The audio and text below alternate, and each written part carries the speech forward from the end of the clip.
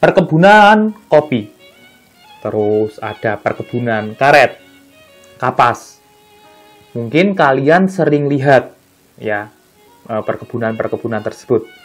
Itu adalah milik beberapa perusahaan-perusahaan, baik itu BUMN maupun milik swasta.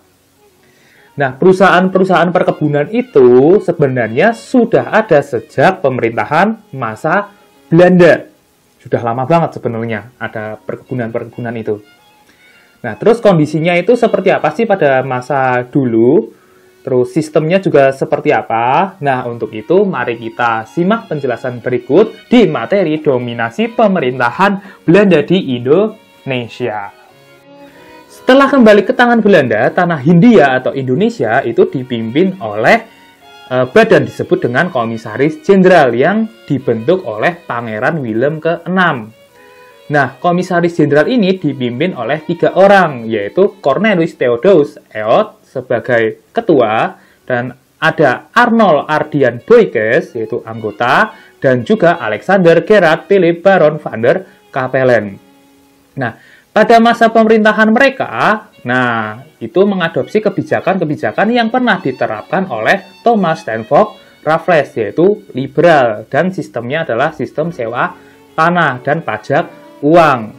Namun, pemerintahannya itu tidak mengalami perkembangan, bahkan mengalami banyak kerugian yang menyebabkan kas negara Belanda itu akhirnya tidak terisi atau kosong. Nah, sedangkan di Belanda itu ada perdebatan antara partai liberal dan juga partai konservatif dengan memperdebatkan pengelolaan tanah jajahan itu supaya mendatangkan keuntungan itu caranya bagaimana, kayak gitu kan.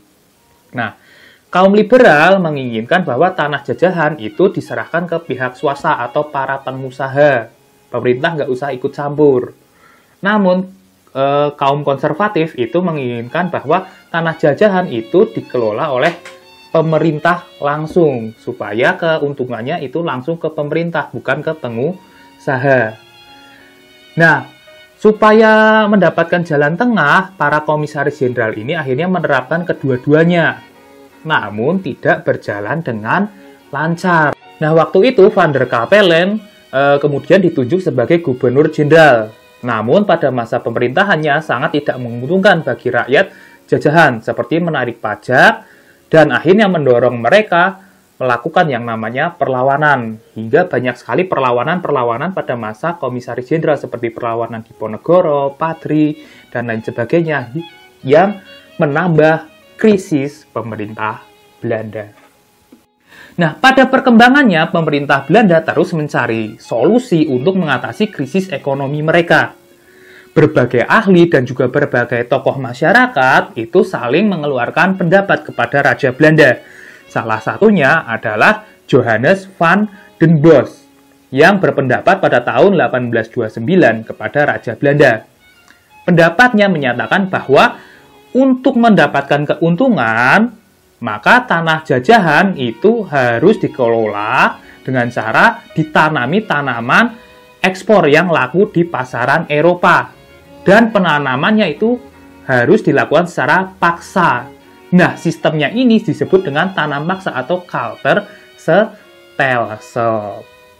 Nah, dia juga memperkirakan jika sistem ini diterapkan, itu pemerintah Belanda akan mendapatkan keuntungan sekitar 15-20 juta gulden per tahun, jumlah yang sangat banyak. Nah, Raja Willem sangat tertarik dengan usulan Van den Bosch tersebut. Nah, setelah itu, dia menunjuk Van den Bosch menjadi gubernur jenderal di Jawa pada tahun 1830. Dan setelah di Jawa, dia mulai menerapkan sistem tanam paksa tersebut. Tanam paksa itu sebenarnya apa sih? Nah, secara umum tanam paksa adalah mewajibkan para petani untuk menanam tanaman-tanaman yang dapat diekspor di pasaran dunia. Nah, jenis tanaman itu di samping kopi, ya juga diantarain itu tembakau, terus ada tebu, terus ada nila. Terus rakyat kemudian diwajibkan membayar pajak dalam bentuk barang sesuai dengan tanaman yang ditanam oleh para petani. Nah, untuk aturan-aturan tanam paksa itu tertuang dalam Lembaran Negara atau Statblad pada tahun 1834 nomor 22. Nah, ketentuannya sebagai berikut. Yang pertama, penduduk menyediakan sebagian tanahnya untuk ditanami tanaman ekspor. Terus yang kedua, tanah pertanian untuk tanam paksa tidak boleh melebihi 1/5 milik tanah penduduk. Terus yang ketiga, waktu pengerjaan tidak boleh melebihi pengerjaan menanam padi. Terus yang keempat, tanah yang disediakan untuk tanam paksa itu dibebaskan dari pajak. Yang kelima, hasil tanaman yang terkait dengan pelaksanaan tanam paksa diwajibkan diserahkan kepada pemerintah Hindia Belanda. Jika ada kelebihan akan dikembalikan kepada rakyat. Terus yang keenam, kegagalan panen yang bukan disebabkan oleh kesalahan petani itu ditanggung pemerintah. Terus yang ketujuh, penduduk desa yang bekerja di bawah pengawasan langsung para penguasa pribumi, sedangkan pegawai-pegawai Eropa itu melakukan pengawasan secara umum. Terus yang kedelapan, penduduk yang bukan petani diwajibkan bekerja di perkebunan, pabrik-pabrik milik pemerintah selama 65 hari dalam 1 tahun. Nah, kalian kalau lihat dari peraturannya itu tidak terlalu memberatkan ya. Bahkan itu bisa menjadi sistem yang saling menguntungkan. Namun yang membuat berat adalah adanya penyimpangan-penyimpangan terhadap aturan tersebut yang dilakukan oleh para pengawas. Nah, tadi pengawasnya adalah para pegawai Eropa, bupati, dan kepala desa. Nah, para pengawas itu melakukan penyimpangan itu untuk mendapatkan uang lebih banyak atau persenan yang lebih banyak. Nah, terus kenapa kok mereka melakukan itu? Karena pada masa tanam paksa itu ada sistem yang namanya Kultur pro senten, di mana kepala desa yang desanya itu memberikan lebih banyak setoran tanaman-tanaman akan mendapatkan hadiah atau persenan lebih banyak. Kepala desa itu biasanya menekan rakyat supaya bekerja melebihi dari ketentuan atau dari aturan. Terus tanah-tanah yang disediakan itu melebihi 1/5 bahkan sampai semuanya, hingga akhirnya menyebabkan masyarakat itu menderita. Mereka tidak bisa menanam padi, terus tidak bisa atau tidak punya waktu untuk mengurus tanaman mereka sendiri untuk memenuhi kebutuhan pokok. Hingga akhirnya menyebabkan terjadinya banyak kelaparan, terus juga kematian. Di sisi lain, pemerintah Belanda malah mendapatkan keuntungan yang sangat banyak, yaitu sekitar 830 juta gulden, dan hutangnya itu semuanya lunas. Namun di Belanda muncul perdebatan lagi mengenai baik buruknya tanam paksa. Beberapa masyarakat Belanda mulai mempertimbangkan dampak buruk dari tanam paksa, yaitu karena masyarakat pribumi banyak yang menderita. Mereka tahu karena ada berbagai informasi yang mencatat tentang penderitaan-penderitaan masyarakat pribumi, salah satunya dari buku Max Havelaar karya Edward Deusdecker yang menyamarkan namanya sebagai Multatuli. Nah, hal ini yang digunakan sebagai senjata oleh kaum liberal untuk menekan kaum konservatif supaya kaum liberal itu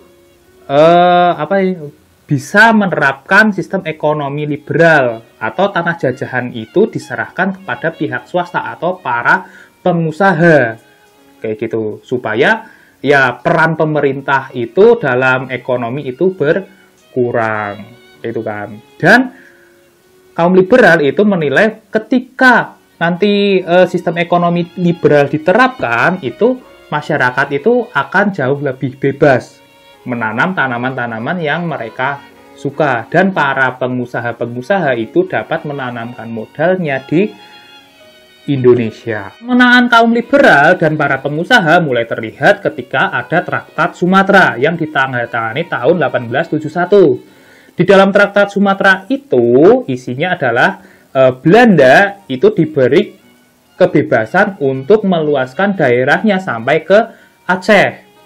Namun sebagai timbal baliknya, Inggris itu meminta Belanda untuk menerapkan sistem ekonomi liberal supaya para pengusaha-pengusaha Inggris itu dapat menanamkan modalnya atau dapat mendirikan perusahaan-perusahaan perkebunan dan lain sebagainya itu di Jawa atau di tanah Hindia. Nah, karena hal seperti itu, akhirnya ya udah di Hindia itu tanam paksa mulai dihapuskan dan diganti dengan sistem ekonomi liberal atau politik pintu terbuka. Dan sebagai aturannya itu memakai undang-undang agraria. Nah, dampaknya itu pihak swasta semakin banyak memasuki tanah jajahan Hindia Belanda. Mereka memainkan peranan penting dalam mengeksploitasi tanah-tanah jajahan, seperti mencari bahan-bahan mentah, terus tanah jajahan itu sebagai tempat pemasaran barang-barang impor dari Eropa, dan para pengusaha itu bisa mendapatkan tenaga kerja yang murah untuk pabrik dan perkebunan. Nah, terus juga di sini dibangun sarana prasarana sebagai penunjang ekonomi seperti irigasi, jalan raya, jembatan, dan jalan kereta.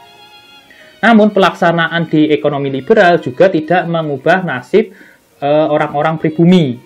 Nah, penderitaan-penderitaan yang dialami pribumi adalah sebagai berikut. Contohnya adalah pertanian rakyat semakin merosot karena tanah-tanah itu banyak disewa para pengusaha untuk mendirikan perkebunan maupun pabrik. Terus rakyat masih harus membayar pajak. Terus kerajinan-kerajinan rakyat itu kalah saing. Terus juga ketika mereka menjadi buruh di perkebunan atau pabrik milik Belanda, mereka mendapatkan bayaran yang murah.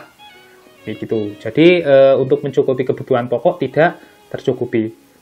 Terus karena majunya fasilitas ini membuat transportasi tradisional seperti dokar, gerobak itu menjadi terpinggirkan kalah dengan kereta api. Nah, itulah penderitaan yang dialami masyarakat ketika maksudnya masa politik pintu terbuka. Nah, sekian dulu untuk materi kali ini. Seperti biasa ada pertanyaan untuk kalian. Pertanyaannya adalah apa yang menyebabkan perbedaan tanam paksa yang semula itu saling menguntungkan? Jawab pertanyaan itu di presensi dan saya ucapkan tetap semangat untuk kalian dan sampai jumpa.